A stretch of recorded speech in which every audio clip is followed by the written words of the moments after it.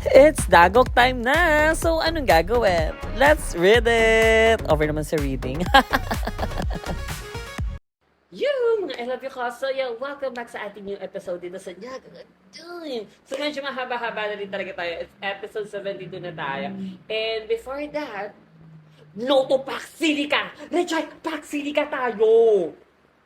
Ganyan naman sa mga Pilipino yung Pilipinas. Nakikigil kayo no?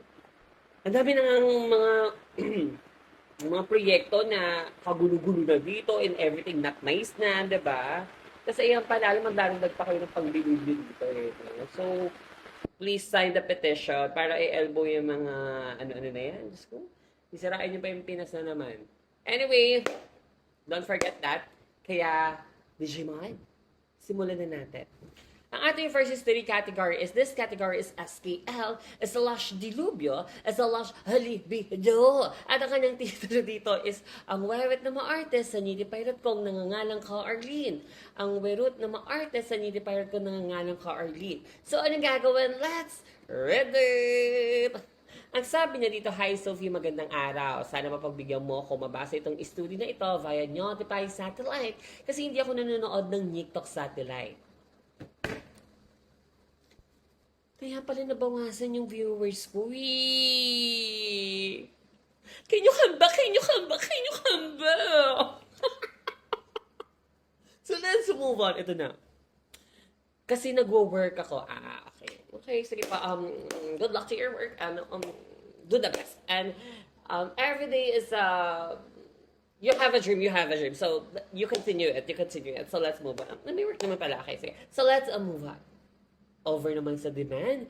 Kala mo talaga siya ng Mayor Doma eh.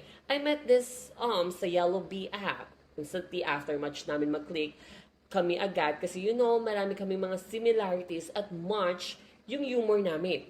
At ang pinaka-amazing pa doon ay para kaming fan ni Sophie. Okay. Sobrang funny. At ang ganda niya kasi. Sobrang bait. At siya talaga dapat ang content creator na inaangat. Deserve to be... Ayun, revise. So, let's move on. Ay, wala ba yun? Hindi nasama. Baka na double vision lang ako, no? So, let's move on. Ito na. So, nag-decide kami magkita para sa first date namin. So, ayun na nga, nanood kami ng Cineret. Sisang sikat na mall sa Makati. Instantly rin, in person, walang nikatiting na awkward kaming na-feel na parang kilala na namin yung isa't isa. Alam mo yon Sophie. Para na kami magkarelasyon sa panahon na yon. Going back, nanood kami ng sine, horror pa nga ang genre. Kaya naman natuwa ako tuwing nagugulat siya sa pinapanood namin at napapayakap sa braso ko sa sobrang takot ako. May mga instances na hinawakan niya yung niti pirate ko at kinikiliti ang Jotonga Gilario ko. Jotonga Gilario ko kasi naka-button down polo, so mabilis na ipasok ang kamay sa loob ng damit ko. So may mga pahapyaw na sila na pakilig or erbogan, no? So let's move on. Sige, masaya experience namin na parang I got you, you got me. Actually, Sophie, noong mga panahon na yung willing na akong i-pursue sana siya. At napaisip-isip ako na partner material siya. Pagkatapos namin manood ng sine, dumiretso kami sa sikat na pulang building na over sa clean at so good para alam mo nang gawin ang dapat gawin. Hindi na rin kasi kaya ng ngiti pirate ko dahil pumintig na ang ugatsra ng ngiti pirate ko. Ayan na nga ba Ayan na nga ba sinasabi ko Wala na akong magagawa doon. So let's move. Wala na akong magagawa doon kasi ugat mo niya.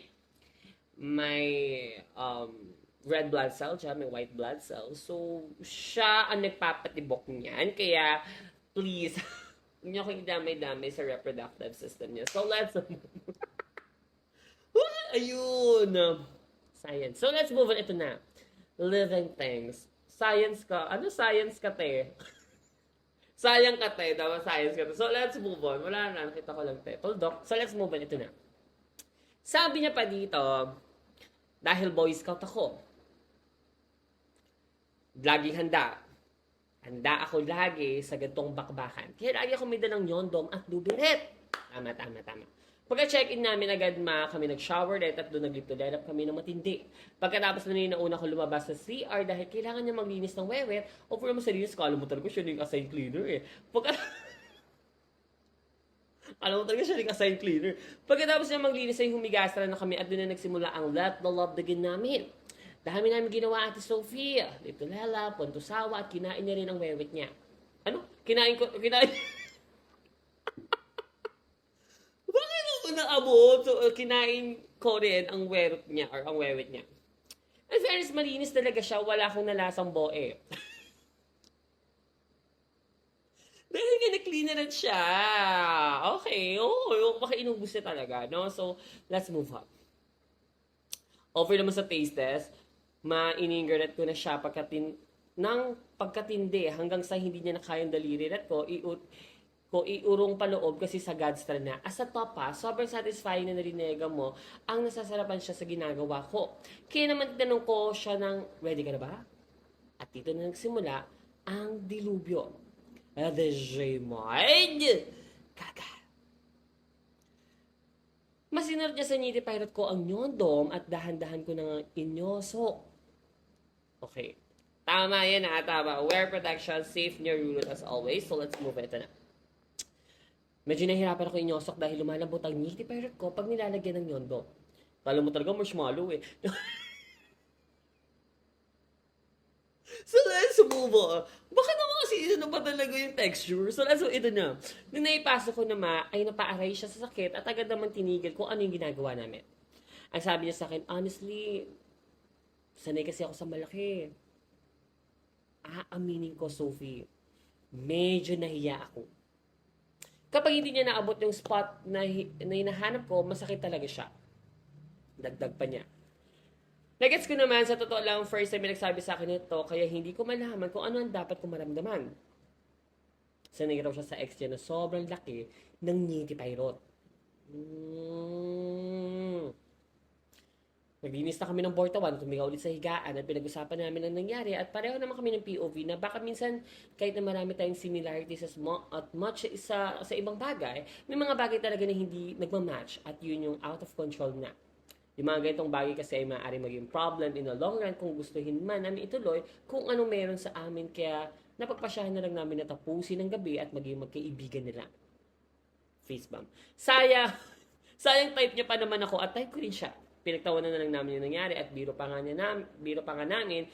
Ang mismatch sa amin ay yung maarte niyang wirot at ang Nitty Pirate kong malaka Arlene dahil hanggang leeg lang. Kung totoo sa kasalanan mo to, Sophie, kung hindi dahil sa'yo, di kami magkakaroon ng same wavelength ng humor. Ako na naman! Okay. I need to beg. Sorry. Ba't ang todo? So, ako na naman, te. Alam mo, lahat na lang isisi niya sa akin, te, no? Parang ginawa lang ako dito sa mundong ito na maging sisihers. To blame, no? Ayun, talaga ako pa talaga. So, let's move on. Let's see nga kung bakit. Yun ang Sophie. Mahal ka namin pareho at isa kasi nagpapasaya sa amin. Sana makatagpo rin ako ng birot na tatanggapin ng Nitty Pirate ko kung ano siya. PSD naman siya maliit sobra comment down below kung isasend ko kay Sophie basta bawal isaw-saw sa matamis at suka. Over naman sa cake niya. Over naman sa cake niya. Pero yun talaga na may mga, syempre, we're not same. Diba? At saka, iba-iba naman talaga ng size, shape, pagkatao natin. We're different, no? We are unique. Diba? So, unique tayo. Kaya, ayun. And I know makakahanap ka rin ng for you, the best for you, and sa kanya din, no? Na mahanap niya rin yung kanyang wants and everything and love for his life. So, yeah. Kaya dito na lang. Maraming salamat. Pero, yeah, tawag dito, we vote for you to be a president. May makakahanap ka rin ng for you. So, ayun na. Thank you so much for sending your story. Anyway, Digimon, next story na tayo. Tumutulog tayo.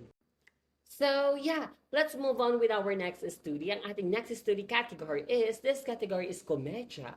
It's a lush of family, is love, is a light, a libido. At ang kanyang titulo dito is Summer Class. So, I think, okay, so let's read it. Ang dami ng ads. So ito, let's read it. Sabi niya dito kay Mima Sofernet at kay DJ Mod na sobrang burati ka. Pakalkal nga rin ako, nakakailan na yan si Mime. Ako naman. At wala akong pakialam sa mga igitas niya na wala namang alam kung hindi mag-comment ng Wansa at Norly. Sarap gawing Italian bracelet yung mga sobrang balat nyo eh. At hello din sa mga mabuburabik ang gifters ni Mima Sofiret. Sarap i-Brazilian dance yung mga Niti Pairot. Minang mga. Walang ganon. Sample nga. At ang dami mong intro eh. At last but not the least, sinuri kay ate mo Trixie. Wala lang, hi lang. Mukhang kasing pagod na pagod na eh. Lagi ba naman ginagamit ni Mima sa case closed? Oo, na ang daming ads. Alam ko naman na di kayo makapaghintay eh. No, ito na. Ito na nga ma. Tandaan niyo pa ba yung story na may titulong Matandang Manyakers? Wala, di akin yun. Naalala ko lang. Huy! So, let's move on. Okay. Minang sa akin yun. Itong story na to ay somewhat related doon. So, slow forward. Ang story na to ay nangyari last year pa. Kaya tamad na kasi ako mag-type, kaya ngayon ko palang na-send. Siguro 2 years ago na to, pag nabasa mo. Meron kasi akong pinsanet na mas bata sa akin. Mga grade school siya that time. At ako, grade 11. Itago na siya pangalang Neil. Bakit Neil? Isa yan sa burap na crush ko na gifter ma. Dito kasi siya sa amin naninirahan for the meantime kasi nagkaroon ng problem yung family niya, kaya dito rin muna siya nag-aaral.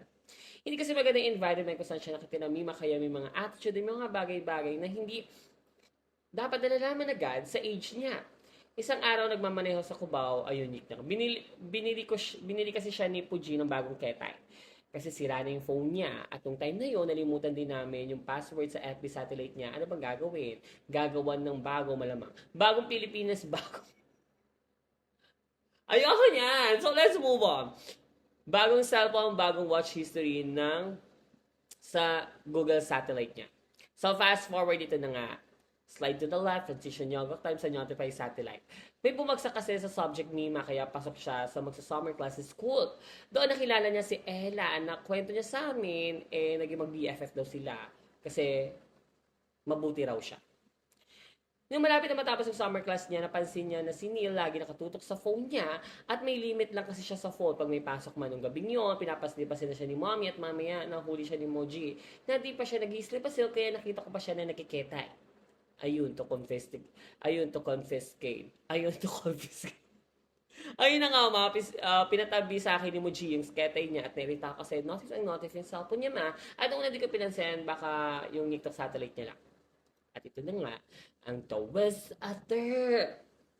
Siyempre, as chismosong kuya, tingnan ko yung ketay niya at si El pala, yung chat sa kanya. Nakita ko nag-good night, nag-I love youhan pa sila, di naig pa ako ma. Nung nagbakalita ako, may nakita ko yung nag-uusap sila na puro kanyarbugan. Oh! Nagsisend pa nga yung chat niya man ng mga ma-erbog na reels. Sasabi, gawin mo to sa akin na. At ang pinsan ko naman, oo naman. Meron pa silang convo mima na tinatanong ni Elsie, what if magnyarurot ako sa'yo? At sabi naman niya, oo, meron kaming place dito. Di ko alam mima kung matatawa ba ko o magagalit kasi as such a young age, alam na nila yung mga bagay-bagay na ganun. Hindi pa ako marunong mag-call sa age na tamang hila-hila lang ng sobrang balat at palabas ng julo para matulestra na ako. Kinabukasan ng Mima, sinabi ko kagad kay Moji about sa mga kababalaghan na nabasa ko. Kaya ayoko sa pamilyang to eh. Ang babastos? Okay.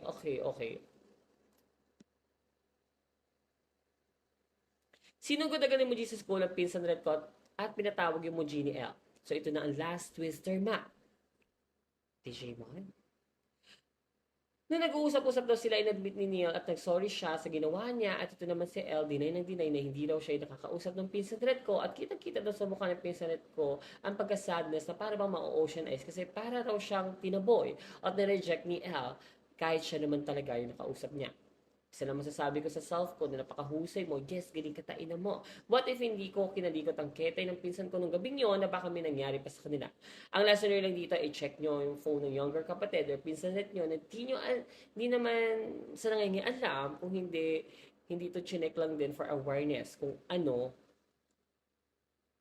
yung mga pinagagawa or pinapanood nila at masabihan din. Hindi ko mahanap yung proof of purchase ng convert nila. Kainis kasi itong messenger satellite eh. Hindi ko na makita yung pagsisend ng mga picture ka dati. Ito na lang yung pic ng minsan red ko yung tama, yun lang, tama na kayo basta ng kilikili ko. Thank you, Mima Sofia, sa nyo. Everyday kita, sinera ka, isa pang absent mo. Nyo ko lang sa nakita. Ay, may lang ba? Pa-reply ma if I read it na. Oh, na-julie niya yung pisanet niya. Na bag-extra. So, yeah. Thank you so much for sending your story. And tama naman talaga yung sinabi niya dito na dapat bantayan sa natin yung mga nakakabata nating kapatid or pinsan rin. And if your parents, kailangan i-check nyo rin or monitor nyo rin yung algorithm nila, yung kanilang mga watch nila and everything nice, no? And ayun nga, syempre turuan din sila ng sex education, no? Yung about sa body nila, and then yung teenage pregnancy or something like all about next education, 'di ba? So, sa akin naman, of course, sa mga platforms ko naman, so, ayan, ginagawa ko is, ina-under, ano ko siya, yung mga contents or mga nire-read na history ko is ina-under 18 plus ko yung mga videos ko. Kaya, yung ibang mga meron accounts na medyo bagetstra pa, yung mga hindi 18 na naka-register sa account nila, hindi nila ma-access or hindi lumalabas kasi sa kanila yung mga episode natin for Notify and the YT satellite, no? And then sa content ko naman for the TikTok satellite is may ano din yun may parang age restriction something din yun. So naka 18 plus ako doon. Kaya ayun, kasi 'di ba, we're doing live. So mas gusto ko syempre ang una magturo sa mga bagets yung kanilang mga parents, 'di ba? So ayan, thank you so much for sending your story. And I hope yung mga muji and everything nice, mga parents tara dyan, is gabayan natin yung mga bunaks natin, no? So, ayun na, thank you so much. So, Dijeme, let's move on.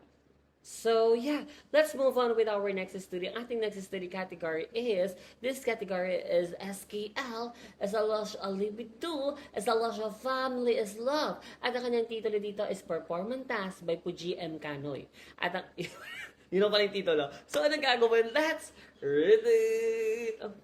Ang sabi niya dito, hi na Sophie na tanging content creator na namamansin pero hindi ini-story ang notifier rap ko sa Dagok Time pero sa iba ini-story, to release the madness. And of course, sa mga kapwa-igiris ko na sige ang sabi na palugi ng Sophie ko, hindi naman bumibili. Kung pagtampal-tampalin ko kaya kayo riyan, ng lip to lalap din ng Sophie in the shade slush na it's giving talaga mga meme ko na super kissable talaga. SKL lang to man, your backstory ko May tindahan kami nagbabantay kami ng pinsan ret at ate ko. Then suddenly may bumili at hindi namin alam ang presyo ng binili, kaya ginutusan ako itanong kay Muji. So dali-dali din ako pumunta sa kwarto ret pero nakalock ito. Sabi ko sa kanila na nakalock at baka silpa-silpasin ng Muji at Puji. May wall kasi ng kwarto ret nila ay may butas sa taas as in open siya. At masabi ng pinsan ret ko ay silipin ko raw doon. At ito na nga ang tawes after. DJ Mod. Mapagasilip ko may ginagawa pala silang kababalaghan. Nakita ko na iniitiri ni Puji ang yung ngitip niya pailarot ni Muji. Napatouch na epidermis ako sa gulat at nakita ko nagsiselfon si Muji at tila hindi natutuwa Parang nakabusa ako.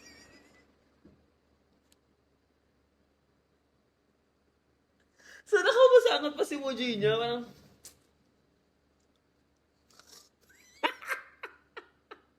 baka party sa Puji mo, te. Siguro mababa ang grades ni Puji sa performance test niya by Clepper. Ba't ginigrade Ba't ginigrade siguro? Okay, leaky red. Okay, 8/10. So, touchdown. Okay, so, bakit kasi ginigridan? Kasi performance test nga. Okay, gets so, real do. Ito na nga ang next twist after. DJ Mod. Mahabang nakasilip ako napatingin si Muji sa akin at sabay lumingon din si Puji. taas siya. So, kasi parang malaking butas daw yung nandun sa taas. Parang walang kisame, parang ganun, siguro ganun, na i-imagine ko. So, bilang tumingin sa piling din si Poji, super cool ba ako ma? Kasi yung mata ni Pojima parang nagulat na galetstra. Bakit kasi hindi na lang mag-talk? No, na, nak, ano ba yung nak? Diba? So, ayan, nabagaan siya talaga. So, nasundan pala ako ng pinsan at ate ko, ma. At sige, ang tawa nila sa reaction kong nagulat. Ang asarap eh. Buti na lang at bagets pa ako naman kasi baka bawal yan ako dun, ma. Woo! KKK talaga. Sa dinner table, habang nag-iitinig kami, ay hindi pa rin ako makatingin kay Puji. At nung tiningnan ko siya, ay suot niya pa rin ang galestra niyang mata. Nagostra ka. Yun lang, eventually nakalimutan na namin yung mga pangyayaring ito. At doon na natapos, ma. Thank you sa pagpapasaya sa amin, ma. I love you so much. Para ito, if you did naman ako sa ang platform na read. Dapat kasi yung emoji naman kasi, nak, okay nak, mamaya na nak, ay nak, ano ba yung nak, sardinas nak? Sumagot na kasi. And then, syempre, dapat, mag-ano muna, ma. Magpahiwatig ka na nung mag-aas ka, no? Baka may ginagawa talaga ang iyong Muji at Muji. At syempre, that is normal because mag-bursawa sila, no? And, ayun lang, kumatok ka lang ng todo-todo. Ma, ano ba yan? Hindi ko sumasagot. Melody no? So, anyway, thank you so much for sending your is to me. So, wala na akong magagawa. Alam lang, baklasin ko yung pintuan.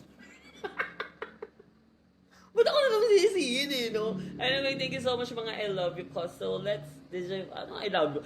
DJ mga kanya, move it. Ang kasang, So, okay. So yeah, let's move on with our last story for this episode. Ang ating last story for this episode, this category is a slight hooter, is a lush jerker, is a lush kulaba, at meron tayo dito ng trigger warning, no? So may trigger warning tayo dito mga I love you cause. So ang kanyang titulo dito is knock on wood. So anong gagawin? Let's read it!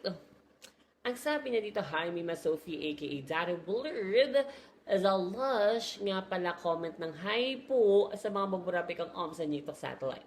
At sa mga igiris na pala comment ng Readed, kahit hindi pa naman talaga dahil lang once ang story, kung gawin ko kayang LED, at sa mga igiris na pala comment ng Readed, kahit hindi pa naman talaga dahil lang once ang story, kung gawin kong leather jacket yung mga sobrang balat nyo. Sorry kung hindi ko alam yung ibang vocabs, alam mo yan, mapala-revise ka naman minsan. Ito na nga yung story ko, Yearback 2019. Nakatira nga pala kami ng family love ko sa province dahil lumipat kami para maalagaan ng Grand Moji ko kasi bedridden na siya. Bisperas ng fiesta sa amin noong May 14, napag-isipan ng kapatid ko na kumuha ng itakstra para mamutol ng mga maliliit na sanga at sa tapat ng bahay namin. Fast forward British accent, sumama ako sa kanya at bigla niya pinagtatataga yung mga kahoy na imagine, bigla niya pinagtataga ang mga kahoy at inimagine ng mga kaaway niya yun, like para siyang sa rage room. At bigla na lang nasama sa usapan yung si Grand Muji.